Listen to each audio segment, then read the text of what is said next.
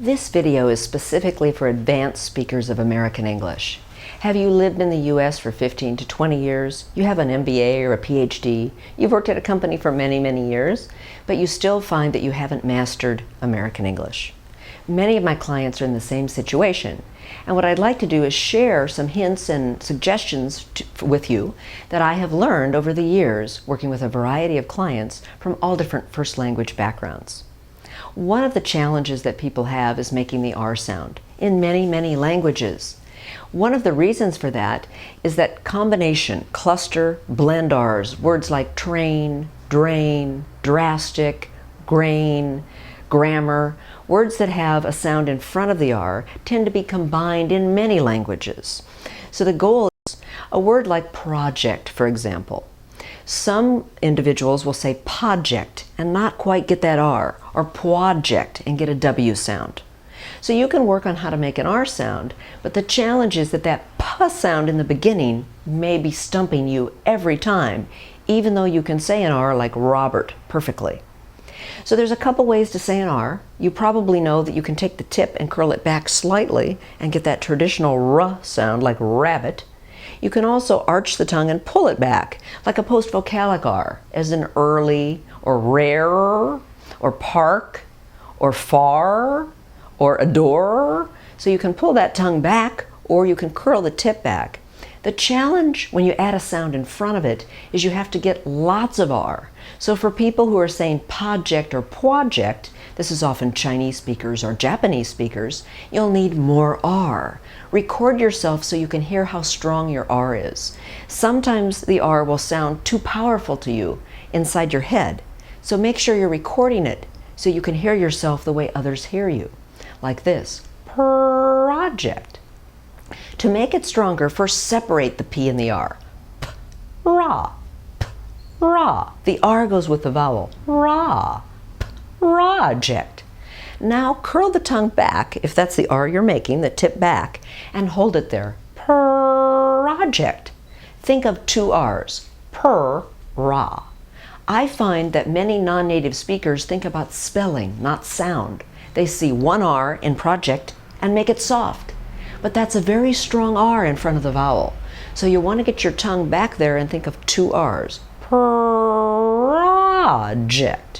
Pra, ra. Project. Breath. Project. Make sure you're breathing and speaking from the diaphragm.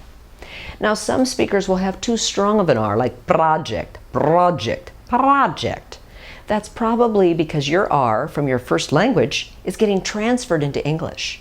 You might be touching with your tongue on the top of your mouth, trilling right behind your teeth, or doing something different. So the awareness is that you still need to make an American R when you say project. That is, the tip going slightly back without touching the very tip of your tongue, or arching back, pulling back, like this. Project or project. That will soften your R. For many Indian speakers, Arabic speakers, anyone who has a very strong R already will need to soften it. Many Spanish speakers as well. You can again record to hear the difference. One thing that helps is to anticipate the R. This means when you're saying the P, get ready to have the tongue go back. If you have to think about it, you'll probably do it the transfer way and say something like project. If you control it too much, you won't get an R, like project. So you'll want to start anticipating the R movement as you say the P. Project. This will help you to get a more perfect R in the blend or cluster position. Advanced speakers need to really think about a couple of things. One is the amount of breath you're using in general.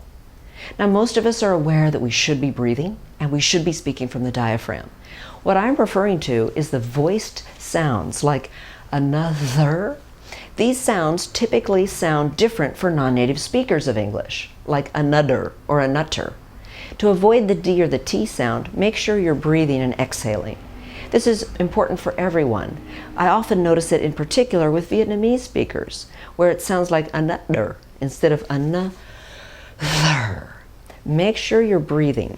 So I'm using this tissue to show you that if you have a tissue available and you actually can separate it into layers so that it's very thin. This is important because if you have a thick tissue or a paper towel, for example, then when you go to say a word, it won't move much. And you want this to move with you, like this. Another. And you also want it to move with a V sound. And this is very important for Indian speakers, like this. Device, victory, involvement. When you record yourself, and you should all be recording yourselves to hear how you sound and to give yourself feedback, make sure that you notice which vowels you're using. A V sound in isolation might be easy for you.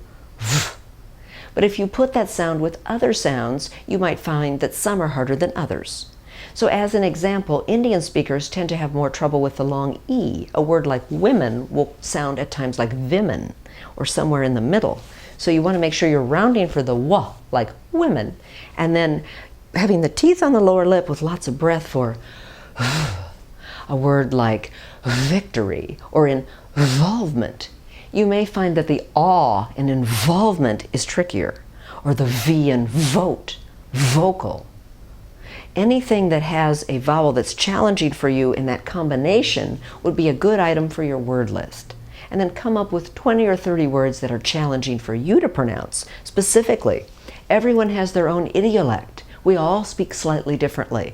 So you want to become aware not just of what your first language tends to do when speaking American English, but what you as an individual tend to do. As we age and become more educated and have lots of life experiences, we tend to do some things very right, and we're still doing some things wrong. I call that the holes in our education. So you want to identify your holes so you can fill them. You don't have to start over from scratch. You just need to find those areas where you really need to improve. Now I mentioned breath, and this is important for Chinese speakers as well. A word like measure versus a word like major can sound very similar to Chinese speakers. It's again breath related. Major and measure. Notice that the tissue moves more, longer, and further for a word like measure. But for major, it's a quick blast. Ch-ch-ch. Major, measure. The tissue should fly when you're making the longer sounds. When you work with a coach, make sure that you're working specifically on which sounds are longer. I mentioned the voice sounds are important, but also the voiceless sounds are equally important.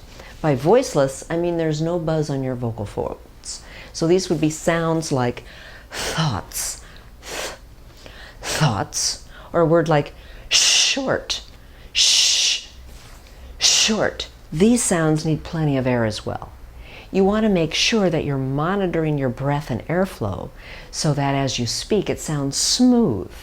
Many qualities from your first language will transfer into your second language. Could be bouncing or popping sounds, which you hear a lot of with some of the southern Indian languages. The idea is to get the right posture in the mouth of the language you're trying to emulate. And if you notice in American English, we're kind of in the middle of our mouths, not far in the front, not far in the back. That posturing will also help you to speak more clearly and effectively so that you don't need to think about content the entire time while you're worrying about form.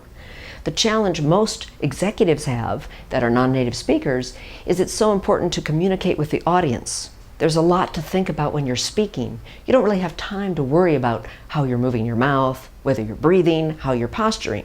So if you do the work ahead of time, if you practice getting this posture and feeling comfortable in it, getting the breath, the stance, the body position, practicing with the tissue so that you have enough breath as you're speaking, so that when I speak naturally, I no longer have to think about whether or not I'm doing the speech act correctly, and I can focus on my message, what I want to say and communicate, more than on the form of what I'm saying. I hope this video has been helpful, and if you are someone who would like to work with a coach, I would be more than happy to hear from you. Have a great day.